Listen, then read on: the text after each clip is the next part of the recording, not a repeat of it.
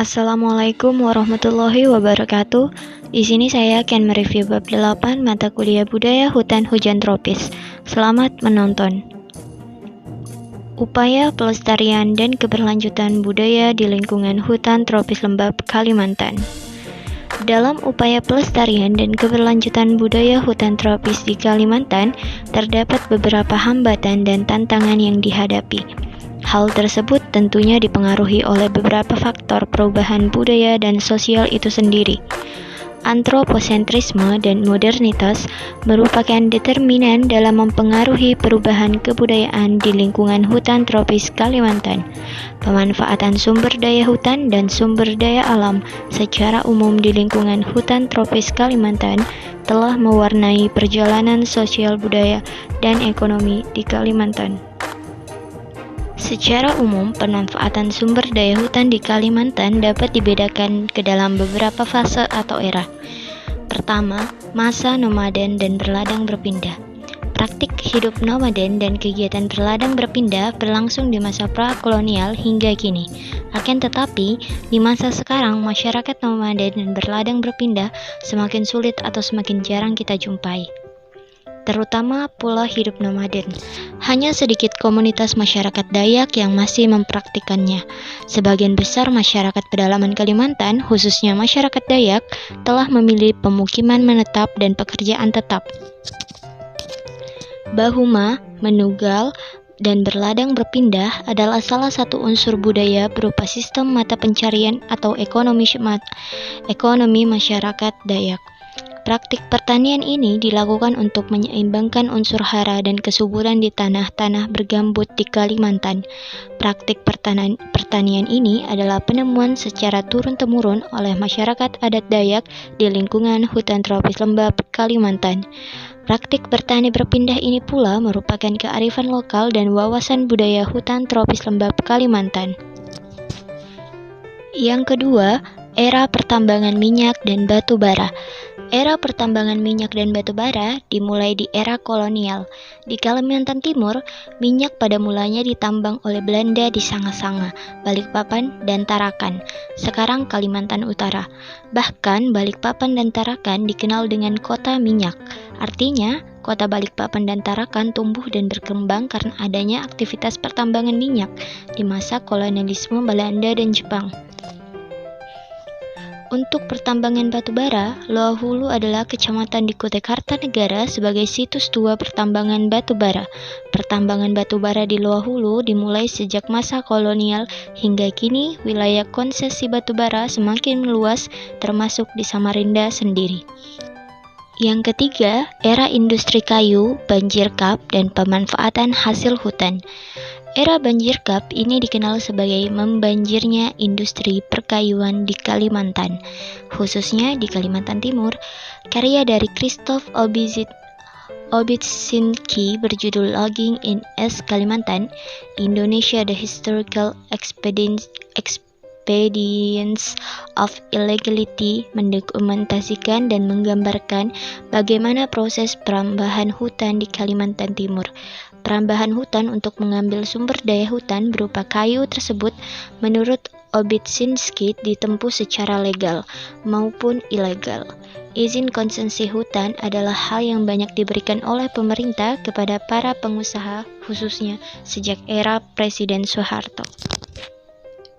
Yang keempat, era kelapa sawit. Perkebunan kelapa sawit di Kalimantan Timur dimulai sejak pada tahun 1982.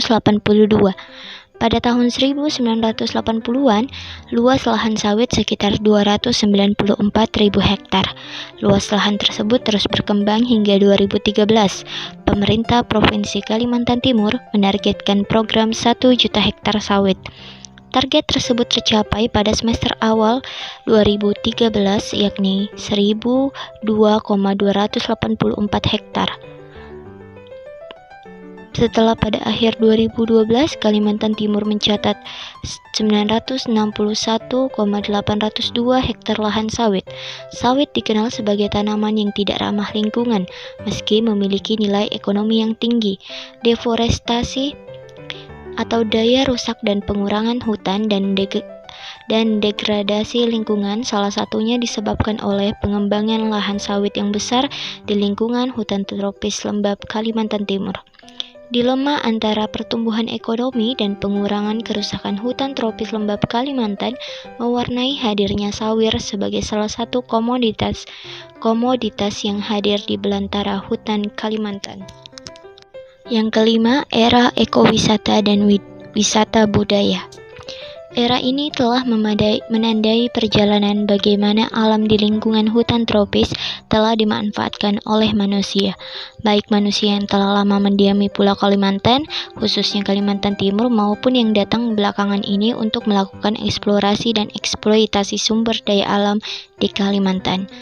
Pemerintah Provinsi Kalimantan Timur menjadikan wisata alam dan wisata budaya sebagai alternatif masa depan ekonomi Kaltim pasca tambang. Ada beberapa aspek kritis kebudayaan yang penting untuk diperhatikan agar kebudayaan menjelma sebagai tuntunan hidup, tidak semata dijadikan sebagai tontonan wisatawan dengan tujuan utama mendapatkan pemasukan daerah. Tarik-menarik antara kepentingan ekonomi dan kepentingan kebudayaan dan alam itu sendiri menjadikan proses wisata alam dan wisata budaya ini semakin dinamis hari ini hingga hari ke depan. Yang keenam, upaya mencegah laju deforestasi dan degradasi lingkungan. Terdapat beberapa program dari pemerintah dan masyarakat sipil, khususnya Non-Government Organization atau LSM, lembaga swadaya masyarakat, dalam upaya melestarikan hutan Kalimantan. Pengerusakan lingkungan, khususnya pengurangan area hutan atau deforestasi dan degradasi lingkungan merupakan agenda-agenda yang menjadi fokus dari program-program tersebut. Beberapa upaya dari program tersebut adalah program reboisasi, program Kaltim Go Green, dan konservasi hutan. Yang ketujuh, pelestarian dan keberlanjutan atau sustainability budaya hutan tropis lembap Kalimantan. Dari sekian banyak program pelestarian di alam Kalimantan, sesungguhnya kearifan lokal dan kearifan lingkungan masyarakat Kalimantan sendirilah yang telah terbukti menjaga kelestarian alam di Kalimantan. Sayangnya, pola penggunaan kekayaan alam di lingkungan hutan tropis oleh masyarakat lokal, khususnya masyarakat Dayak, tidak diadopsi oleh pihak luar yang cenderung bersifat ekstraktif dalam menggunakan kekayaan alam di Kalimantan. Padahal masyarakat Dayak, khususnya Dayak Kenya, di Kalimantan Timur dan Utara telah berabad-abad hidup berdampingan dan menyatu dengan alam Kalimantan. Keakraban dengan hutan dan sungai telah membuat masyarakat Dayak di Kalimantan mampu mewujudkan sustainabilitas atau keberlanjutan pemanfaatan alam.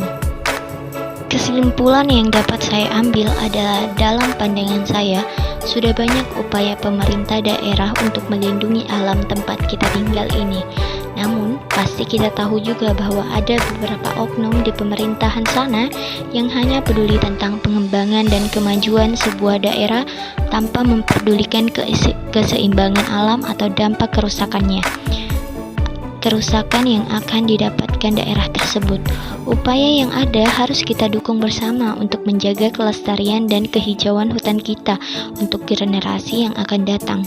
Program yang baik juga harus didukung oleh masyarakat yang taat akan aturan yang ada agar tidak adanya hambatan dalam program pelestarian hutan oleh pemerintah. Cintai hutan dan pohon kita karena kita hidup dari oksigen yang mereka berikan dan mereka mati karena keserakahan kita. Sekian, terima kasih. Wassalamualaikum warahmatullahi wabarakatuh.